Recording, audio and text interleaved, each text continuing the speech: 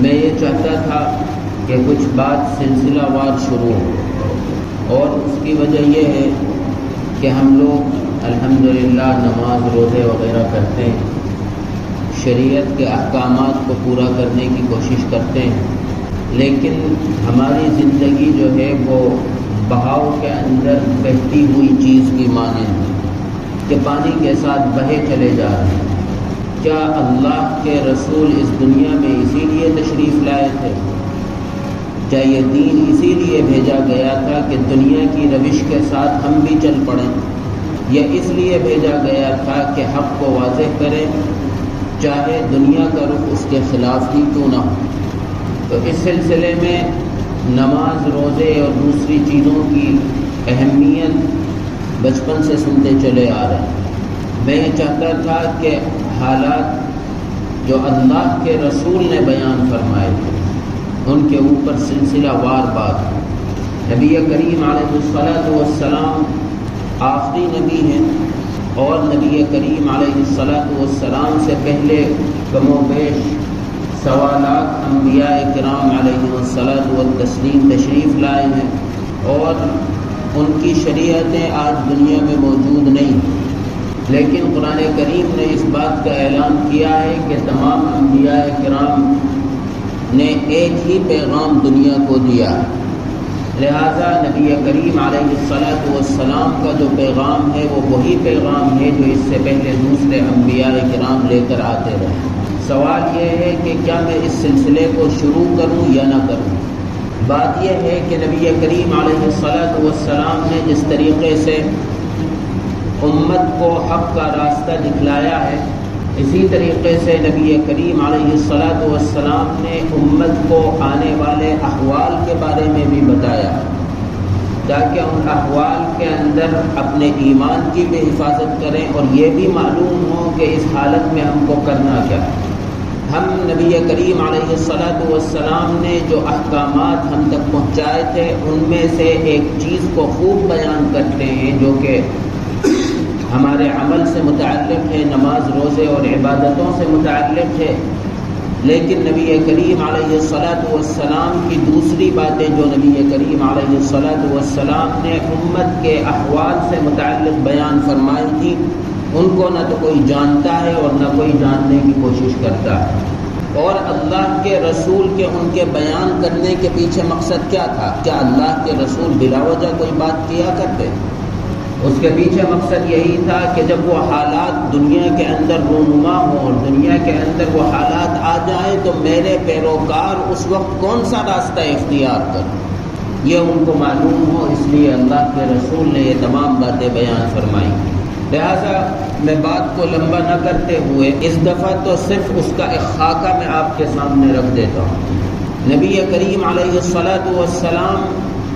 کی شریعت آج بالکل ہو بہو جیسی اللہ کے رسول نے دی تھی اسی شکل میں آج ہمارے درمیان میں موجود ہے، لیکن نبی کریم علیہ الصلاۃ والسلام سے پہلے نبیوں میں سے 2 نبی ایسے ہیں جن کی شریعت کو کے اوپر چلنے والے لوگ موجود ہیں،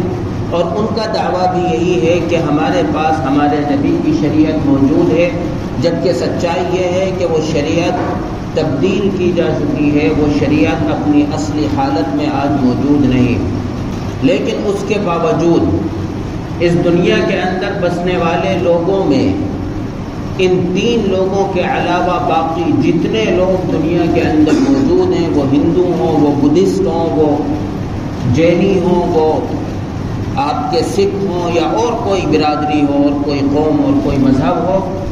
اس مذہب کے لوگوں کے پاس کوئی بھی چیز ایسی موجود نہیں ہے جس کے بارے میں وہ یہ دعویٰ کر سکیں کہ یہ چیز کسی نبی کے ذریعے سے ہم تک پہنچی ہے اور یہ اپنی اصلی حالت کے اندر۔ اب ہم ان 3 لوگوں کے اوپر ہی بات کریں گے۔ عیسائی جو حضرت عیسیٰ علیہ الصلاۃ والسلام کی شریعت کا دم بھرنے والے ہیں، اور یہودی جو حضرت موسیٰ علیہ الصلاۃ والسلام کی شریعت کو ماننے کا دعویٰ کرنے والے ہیں، اور مسلمان جو نبی کریم علیہ الصلاۃ والسلام کی شریعت کے پیروکار ہیں۔ لہٰذا اگر ہم غور کریں تو دنیا کی میں بسنے والے انسانوں میں کی اکثریت ان 3 لوگوں پر ہے۔ اس لیے کہ پوری دنیا میں سب سے زیادہ بسنے والے لوگ عیسائی ہیں، جو اپنے کو عیسائی کہتے ہیں، اور دوسرے نمبر پر مسلمان ہیں۔ لہٰذا ان دونوں کو ایک جگہ جمع کریں تو اکثریت دنیا کی بن جاتی ہے یا نہیں بنتی؟ اور پھر یہودی جو تھوڑے سے ہیں وہ بھی انہی کے ساتھ لا کر کھڑے کر دیے جائیں، تو اب آپ غور کریں تو دنیا کی 80 سے 85% آبادی وہ ہے جو ان 3 مذہبوں کے ماننے والے ہیں۔ ہندو، بدھسٹ وغیرہ یہ تو بہت تھوڑے سے ہیں۔ لہٰذا دنیا کے اندر بسنے والے انسانوں کی اکثریت اس بات کو مانتی ہے، وہ یہودی ہوں یا عیسائی ہوں یا مسلمان ہوں، تینوں اس بات کو مانتے ہیں کہ ایک شخصیت تشریف لائے گی، اور جب وہ شخصیت دنیا کے اندر آئے گی تو اس کے آنے کے بعد حق کا بول بالا ہو جائے گا۔ اس بات میں تینوں لوگ جمع ہیں، یہودی بھی اس کو مانتے ہیں اور عیسائی بھی مانتے ہیں، مسلمان بھی مانتے ہیں۔ البتہ وہ شخصیت کون سی ہوگی اور اس کے کام کیا ہوں گے، اس سلسلے کے اندر تینوں کا اختلاف ہے۔ ہمارا مسلمانوں کا عقیدہ یہ ہے کہ وہ شخصیت حضرت عیسیٰ علیہ السلام کی ذات ہے، کہ حضرت عیسیٰ علیہ السلام کو اللہ تبارک و تعالی نے یہودیوں سے حفاظت کرتے ہوئے آسمان پر زندہ اٹھا دیا، اور قیامت سے پہلے حضرت عیسیٰ علیہ السلام تشریف لائیں گے، اور حضرت عیسیٰ علیہ السلام آسمان سے اتارے جائیں گے، اور جب وہ اس دنیا کے اندر تشریف لے آئیں گے تو آنے کے بعد 3 کام کریں گے۔ ایک کام تو وہ یہ کریں گے کہ صلیب کو توڑ دیں گے۔ عیسائی جس کی عبادت کرتے ہیں، آپ نے دیکھا ہوگا ایک نشان ہوتا ہے کراس کا، اس کو اردو میں اور عربی میں صلیب کہا جاتا ہے۔ حضرت عیسیٰ علیہ السلام صلیب کو توڑ دیں گے، یعنی اس کی عبادت کو دنیا سے ختم کر دیں گے۔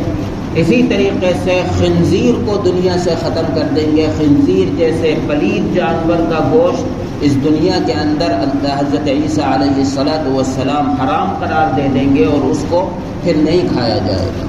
اور تیسرا کام یہ کریں گے کہ دنیا سے ٹیکس کو ختم کر دیں گے،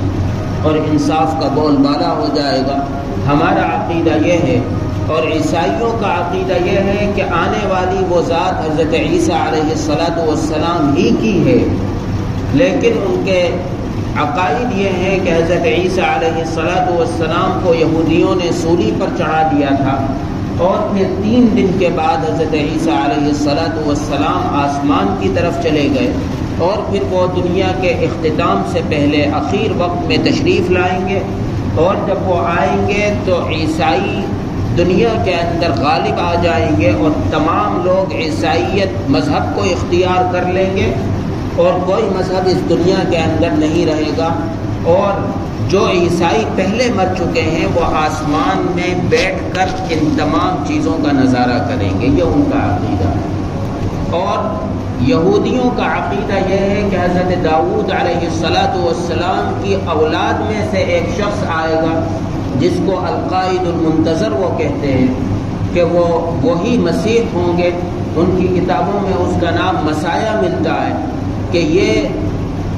آدمی آئے گا جو حضرت داؤد علیہ السلام کی اولاد میں سے ہوگا، اور جب یہ آ جائے گا تو اس دنیا کے اندر تمام لوگ یہودیوں کے تابعدار ہو جائیں گے۔ یہودی مذہب اختیار نہیں کریں گے، بلکہ ان کا ماننا یہ ہے کہ تمام لوگ اس وقت ان کے غلام ہوں گے، اور وہ آقا ہوں گے، اور وہ جیسے چاہیں گے دنیا پر حکومت کریں گے۔ اور اسی طریقے سے وہ یہ بھی مانتے ہیں کہ ان کی کتابوں میں من گھڑت باتیں جو انہوں نے زائد بڑھائی ہیں، اس کے اعتبار سے وہ یہ بھی مانتے ہیں کہ اس کے آنے کے بعد دنیا کی 2/3 آبادی کو ہم ختم کر دیں گے، دنیا سے مٹا دیں گے، صرف ان لوگوں کو چھوڑیں گے جو ہماری ضرورت کے لیے ضروری ہو، ہماری خدمت کے لیے، ہمارے کاموں کے لیے۔ لہذا یہ تینوں لوگ ایک آدمی کا انتظار کر رہے ہیں، وہ مسلمان ہوں یا عیسائی ہوں یا یہودی ہوں، لیکن وہ آدمی کون ہوگا اور کیسا ہوگا اس سلسلوں میں تینوں کا اختلاف۔ لیکن ہم یہ مانتے ہیں کہ نبی کریم علیہ السلام